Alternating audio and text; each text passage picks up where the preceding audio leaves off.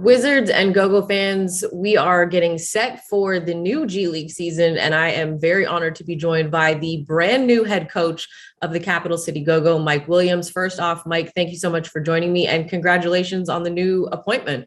Thanks, Megan, for having me. Really excited to get going and just can't wait to get to work.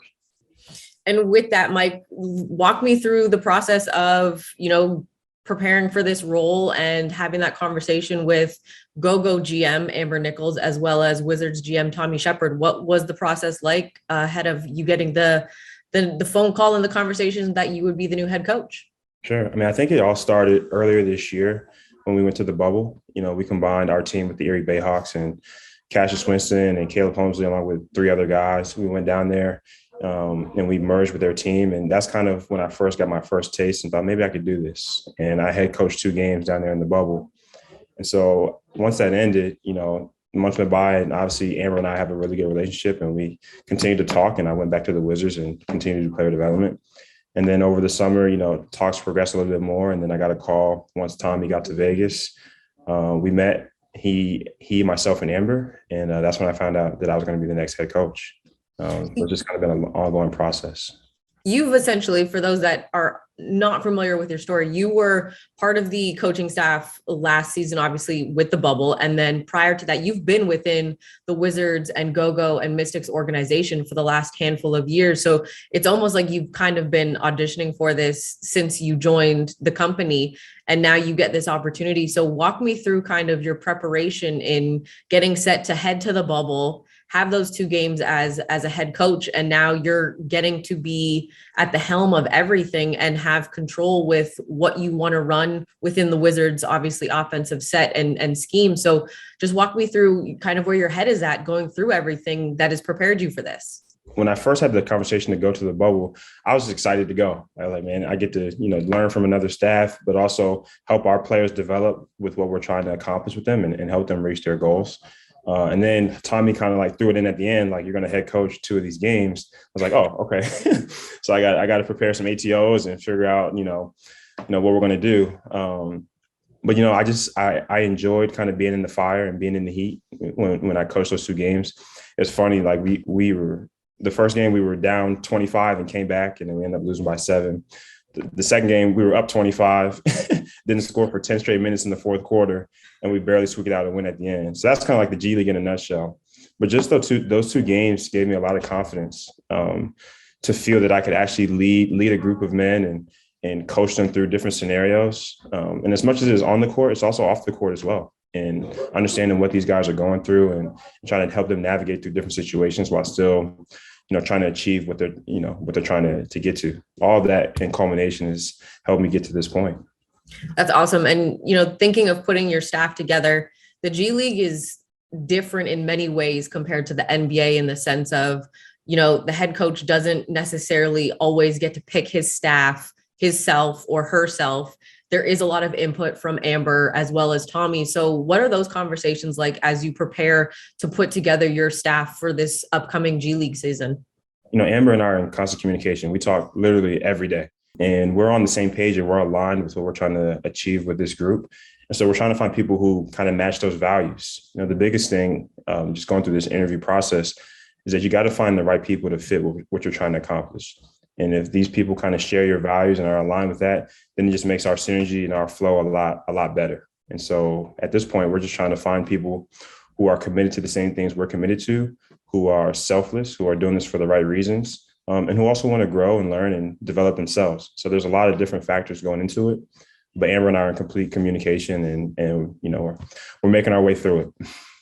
Now, looking at this first season for yourself, as you prepare for it, I mentioned you've been within the organization in different facets for the last handful of years. Obviously, you're familiar with the first year with former head coach Darrell Christian. You worked with him alongside with the Wizards. And then you also worked with former head coach Ryan Richman, along with the Wizards. So what have you been able to take from their learning process and their journey in the same position to now prepare yourself going into this? And what kind of conversations have you had with them, if you have? Just starting with Ryan Richman, I think one of the best things I learned from him was just the preparation and the organization that he put into everything that we did, whether it was practice or a walkthrough or a game.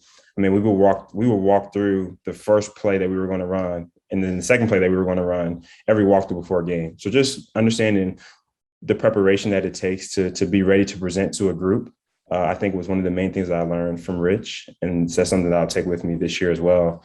And then from Jarrell, I think, just trying to create an environment, where everybody can kind of just be themselves, not being so caught up in I got to do this and I got to do that, but being themselves within the structure of what we're trying to create. I think Jarrell did a pretty good job of that with guys like Jordan McCray and Devin Robinson, who used to be here with us. And so I've had multiple conversations with each of them, and they've been very supportive of me. And these conversations have gone back a couple of years, honestly. And so all of that's just kind of coming together now.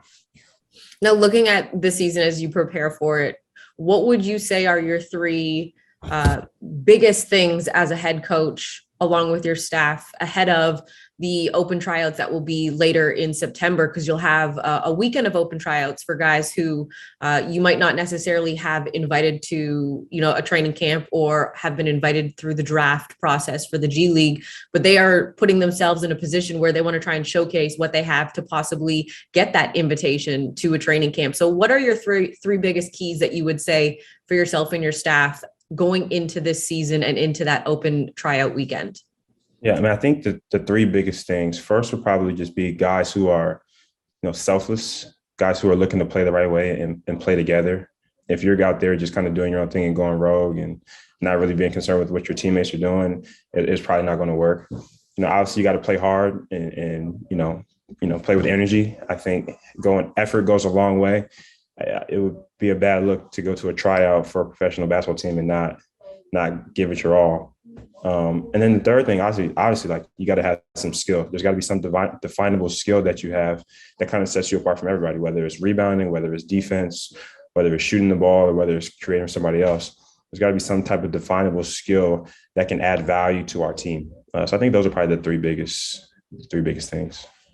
Now, obviously, with the Wizards, they appointed a new head coach themselves. Wes Unseld Jr. was announced earlier this summer. So now, as the head coach of the Go-Go, working alongside Coach Unseld, what are the conversations like as you prepare? Because part of the G League system with teams that have that direct farm system is running within the system, running your own sets within that system, and then kind of creating your own little wrinkles to those sets. So what kind of conversations have you had with Coach Unseld? I've had a lot of conversations with Wes, and the biggest thing for us is just alignment. When players go back and forth between the two teams, we got to make sure that it's a seamless transition. We don't want them to come down and do something confusing and they don't know what exactly is going on with us, and then it's different with the Wizards. And so just having that flow, I think, is really important. And then also just making sure, he's giving me a lot of freedom. Obviously, there's some base sets and some base defenses that we have to do, but he's encouraged me and he's empowered me really to be creative and add my own twist on things as well. And so that's kind of the conversation that we're having, and just making sure that, like guys like our two ways, like Cassius Winston and whoever else will be assigned to us, and make sure that, everything they're doing is going to help them produce for the Wizards. So. Well, Mike, I appreciate your time. And once again, congratulations on being named the new head coach of the Capital City Go-Go, the Washington Wizards G League affiliate team. Congratulations once again. Thank you, Megan. Appreciate it.